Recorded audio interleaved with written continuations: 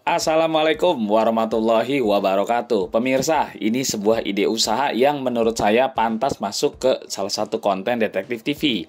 Di konten ini kita akan membahas dua hal, yaitu tentang pembuatan, produksinya, dan pemasarannya. Mungkin bagi sebagian orang menyepelekan tahu baso. Tahu baso yang kita promosikan ini berbeda dengan tahu baso yang ada di pasaran. Artinya beli jadi. Kalau yang seperti itu kadang-kadang rasanya tidak sesuai atau menggunakan bahan pengawet. Kalau yang ini kita buat yang produksi rumahan sendiri.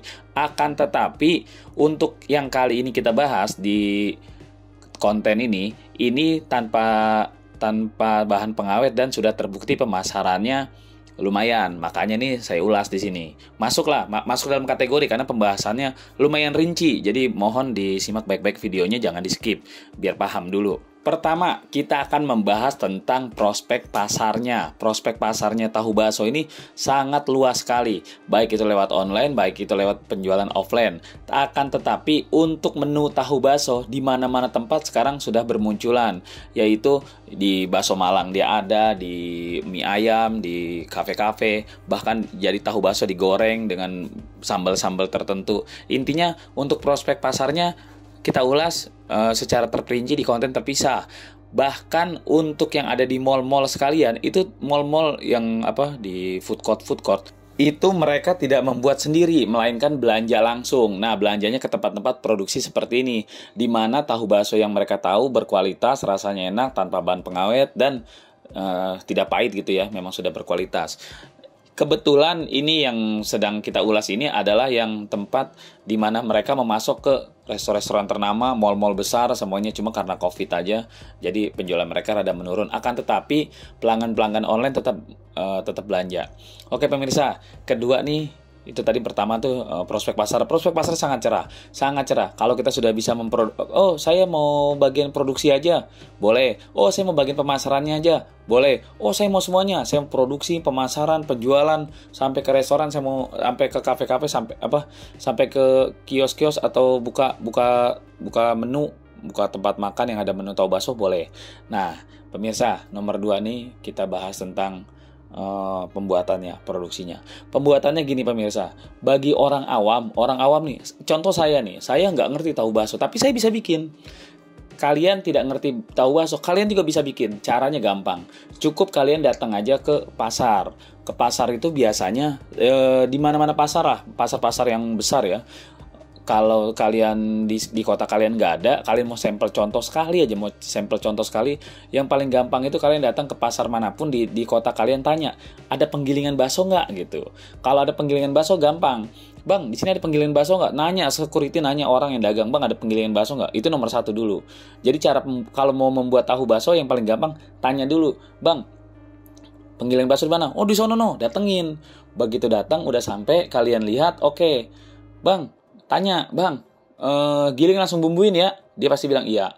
Bang, karena tukang penggilingan itu nggak seperti dulu. Kalau seperti dulu tuh kalau kita penggiling daging gitu, giling aja. Campurannya apa dia nggak tahu, bumbunya apa dia nggak tahu. Pokoknya kita udah bikin sendiri, baru dia giling. Nah, untuk yang zaman sekarang udah modern. Jadi si penggilingan itu biasanya dia menjual juga tuh, menjual bumbu, menjual tepung, menjual. Kita tinggal beli dagingnya aja. Kita belilah ke pasar dagingnya. Kita mau apa nih? Mau bakso ayam, bakso daging, atau daging sapi gitu. Udah kita tinggal beli daging sapinya.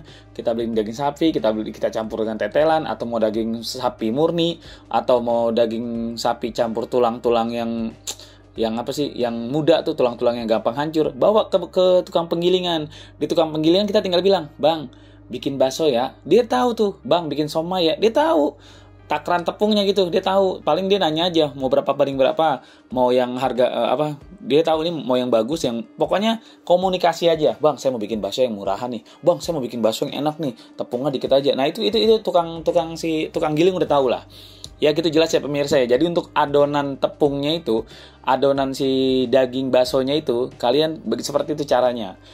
Ikutin apa yang saya ngomong, pasti gampang gitu. Nggak perlu rinci-rinci, lihat di internet, oh dagingnya sekian, perbandingan sekian, bumbunya sekian, garamnya sekian, ini sekian, mecin biar tambah pinter gitu. Nggak perlu begitu, pokoknya ikutin yang tadi saya ngomong. Biar ngomong belibet tapi saya rada benar pemirsa. Oke, kalau udah jadi tepungnya tuh, udah jadi adonannya, tinggal beli yang namanya tahunya. Nah, tahu ini bebas kalian juga, mau tahu kuning, mau tahu putih, tahu baksonya gitu. Itu kalian yang gampang itu ke tempat, tapi kalau untuk uji coba beli tahu jadi aja yang deket-deket aja. Tapi kalau kalian mau udah skala besar, udah skala bener gitu, langsung ke tukang tahu. Tahu-tahu kan banyak tuh, berapa tahu, bang, saya mau pasokan tahu segini, gini. Atau kalau deket pabriknya, pinggir kali tuh, lacak gitu, lacak di mana pabrik tahu pasti ada. Kalau tahu nggak usah diajarin detail, karena tahu tinggal beli aja. Tinggal saya beli berapa, saya tambahin adonan bakso berapa, nanti saya jual berapa. Cara membuatnya, ini selama video ini berjalan kan kalian lihat cara buatnya. Tahu tinggal diplenetin, ditempel sama tepung bakso, direbus. Nah gitu ya. Itu produksi ya pemirsa ya. Ini kalau produksi sebenarnya mau lebih rinci lagi ya, kalian cari video pembuatan tahu bakso atau datang kemana-mana. Tapi kalau seharusnya dengan yang saya omong aja, dengan ilustrasi videonya udah jelas cara membuat tahu bakso seperti ini. Ya gitu pemirsa, itu pembuatannya. Sekarang pemasarannya, kalau kalian baru membuat nih, nggak tahu nih mau jual kemana, titipin. Depan rumah boleh juga, depan rumah tahu bakso goreng. Tahu bakso goreng tuh tahu bakso dipotong-potong, digoreng gitu. Tahu bakso dipotong-potong, digoreng, dikasih cabai atau dikasih saus, boleh lah. Ini dagang depan rumah, cuman berarti skalanya ini skala benar-benar murah. Maksudnya artinya murah ya kecil-kecilan. Selewat-lewatnya orang depan kios kita berapa banyak sih sehari menghasilkan duit paling hebat berapa sih, 500.000, 1 juta apa 200.000. Maksudnya jadi saya golongkan ini skala kecil. Nah, yang kedua pemasarannya tuh, kalau tadi kan kita jual langsung tuh, udah jadi tahu bakso kita goreng kita jual langsung. Yang kedua kita bisa titip-titipin di mana aja, di tempat sayuran, di tempat frozen food, di tempat manapun kita merekin pastinya, kita titipin.